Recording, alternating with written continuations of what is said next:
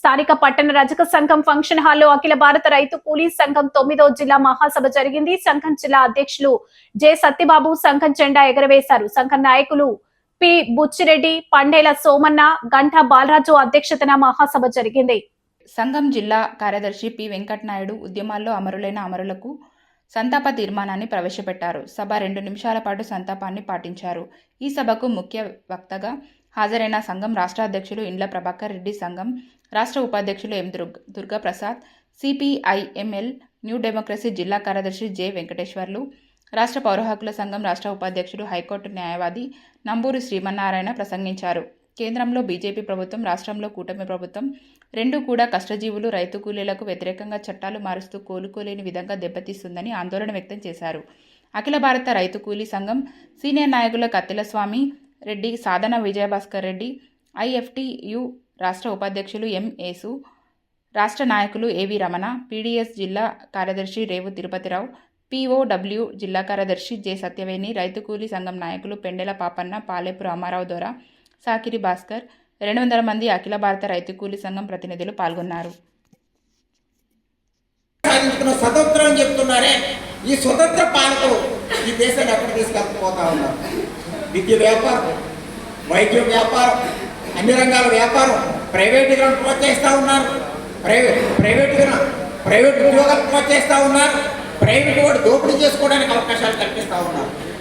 ఏదైతే కార్మికులకి 44 కార్మిక చట్టాలు ఉన్నాయో రద్దు చేసి కార్మికులు కట్టుబానిసలుగా చేయడానికి లేబర్ కోడ్ను తీసుకొచ్చారు. కార్మికులు సమ్మె చేసి హక్కు కోల్పోయారు. సంఘం పెట్టుకుని హక్కు కోల్పోతూ ఉన్నారు.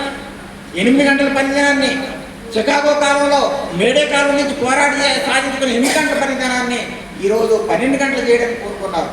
సిగ్గులేని చంద్రబాబు ప్రభుత్వం అసెంబ్లీలో రోజుకు 10 గంటలు పనిచేయాలని చెప్పేసి తీర్మానం చేసింది.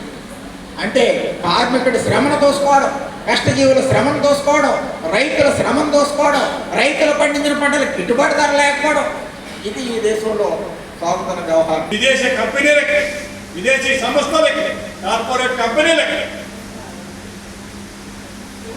భూములు ఉచితంగా ఇస్తున్నారు. రూపాయి ఎకరాకి రూపాయి కట్టించుకుంటారు. ఎవడప్ప సొమ్మని అంటే పెట్టుబడులు వస్తే మన రాష్ట్రం అభివృద్ధి అయిపోతుంది. ప్రపంచంలోనే అత్యంతమైనటువంటి నగరాన్ని మనం నిర్మించబోతున్నాం ఆంధ్రప్రదేశ్ రాష్ట్రంలో అని చెప్పి మాట్లాడుతూ ఉన్నాం. ఎవరి కోసమయ్యా నగరం? ఆ నగరంలో పేదలు నివాసం చేయకూడదట. గత ప్రభుత్వం 50,000 మందికి ఇంటి స్థలాలు పట్టాలు ఇచ్చారు. నువ్వు రాజధాని అక్కడే ఉన్నావు కదా, మరి అక్కడే నివసించడానికి పేదలకి హక్కు లేదా? పేద ప్రజలు అక్కడ జీవించకూడదా? మరి పేద ప్రజలే అక్కడ జీవించకూడదు అనేటువంటి అభిప్రాయం నీకు ఉంటే మళ్ళీ ఎందుకని ఎవరి కోసం ఆ నగరాన్ని నిర్మిస్తారు? పరీక్షా పత్రాలు లీక్ చేస్తా ఉన్నారు. మాకు ఉద్యోగాలు ఇవ్వడం లేదు. లంచం కొడితం పెరిగిపోయింది. దేశంలో ఉద్యోగుల పరిస్థితులు, యువజనుల పరిస్థితులు దారుణంగా మారిపోతున్నాయి. మాకు సరైనటువంటి రక్షణ కావాలి. మా చదువులకు కానీ, మా ఉద్యోగాలకు కానీ ఒక భరోసా, గ్యారెంటీ ఏదో కావాలని చెప్పేసి అడుగుతున్నటువంటి విద్యార్థులపై నరేంద్ర మోడీ గవర్నమెంట్, అమిత్ షా గవర్నమెంట్ పెద్ద ఎత్తున పోలీసుల్ని దింపి ఢిల్లీలో దారుణంగా లాఠీచార్జ్ చేయడం, వాస్తవాలు ప్రయోగించడం, అనేక మందిని కొట్టడం, అమ్మాయిల చుట్టుపట్టుకొని లాగడం, బట్టలు దించడం, లాఠీలతో తరగడం, కొట్టడం, ఖాళీ బట్టలతో కొట్టడం అనేటువంటిది మనం టీవీలో చూసాం.